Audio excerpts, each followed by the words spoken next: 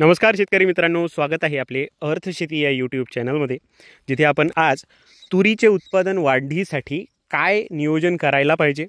आज 120 दिवस जवळपास झालेले आहे। आता तूर कळी आणि फूल या दोन्हीही परिस्थितीमध्ये आलेली आहे। त्यामुळे आपल्याला नियोजन करताना काय उपाययोजना करायला पाहिजे ते समजून घेऊया। सर्वप्रथम उपाययोजनेमध्ये आपल्या इथे पाण्याची व्यवस्था नसेल तर पाऊस झाला असेल किंवा पाऊस होणार आहे ही परिस्थिती आहे, सध्या स्थिती तरी हीच परिस्थिती आहे। त्यामुळे आपल्याला इथे खत देण्याची अत्यंत आवश्यकता आहे, कारण मागील 120 दिवसात आपण जो एक खताचा किंवा 2 खताचे जे डोस दिले होते त्यांनी ही तूर, तुमच्या इथील जी तूर आहे ती डेव्हलप झाली। आता ती रिप्रोडक्टिव्ह स्टेजमध्ये जाणार आहे।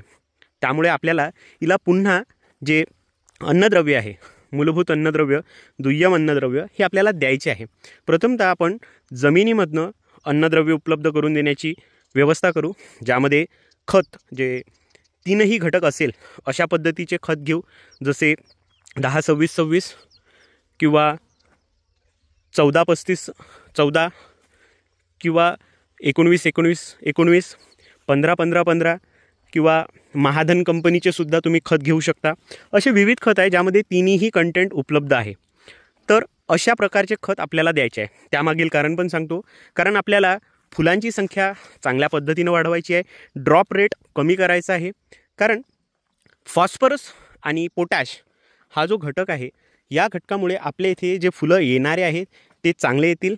त्यानंतर ज्या मोठ्या प्रमाणात कळ्या आलेल्या आहेत त्यांच्या फुलामध्ये आणि फुलाचे शेंगेमध्ये रूपांतर झालेले बघायचे आहे, आणि जी शेंग आहे त्यामध्ये दाणेसुद्धा चांगले भरलेले आपल्याला बघायचे आहे। त्यामुळे या तीनही घटकांचा आपल्याला उपयोग इथे आहे।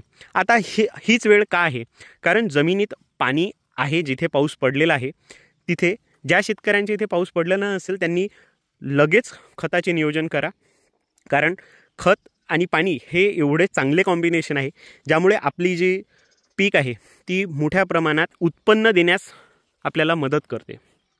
त्यानंतर आपल्याला फवारणीमध्ये काही उपाययोजना करायची आहे, ज्यामध्ये बुरशीनाशक हा महत्त्वाचा घटक आहे। आणि खत देताना जर शक्य होत असेल तर त्यामध्ये ह्युमिक ॲसिड टाकून बघा, किंवा सल्फर हा जो घटक आहे तो उपलब्ध होत असेल तो टाकून बघा।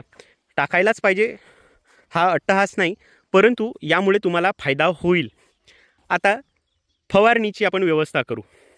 फवारणीमध्ये आपल्याला 12-61-0 हा जो घटक आहे तो टाकायचा आहे। त्यानंतर बुरशीनाशक अत्यंत गरजेचे आहे। बुरशीनाशक आपल्याला या फवारणीमध्ये घेणे गरजेचे आहे। कॉन्टॅक्ट प्लस सिस्टमिक हा जर असेल तर खूप चांगले, किंवा कॉन्टॅक्ट हा फंगीसाईड तुम्ही जरूर घ्या। त्यानंतर कीट नियंत्रण, ज्यामध्ये आपल्याला पाने गुंडाळणारी अळी सोबतच रस शोषक कीटक यांचं नियंत्रण करायचे आहे, ज्यामुळे आपल्याला ज्या कळ्या आहे आणि फुलं आहे त्यामध्ये मोठ्या प्रमाणात टवटवीतपणा, फ्रेशनेस हा आपल्याला दिसून येईल, आणि ड्रॉपिंगसुद्धा कमी होईल। आणि याचे कारण राहील आपल्या येथील कीट नियंत्रण योग्य झाले, त्यानंतर बुरशीजन्य रोग हे 0 झाले। हेच आपल्याला नियोजन यावेळेला करायचे आहे। तर भेटूया अशाच नवनवीन माहितीसोबत। तोवर आपलीही काळजी घ्या आणि आपल्या तुरीची सुद्धा काळजी घ्या। धन्यवाद।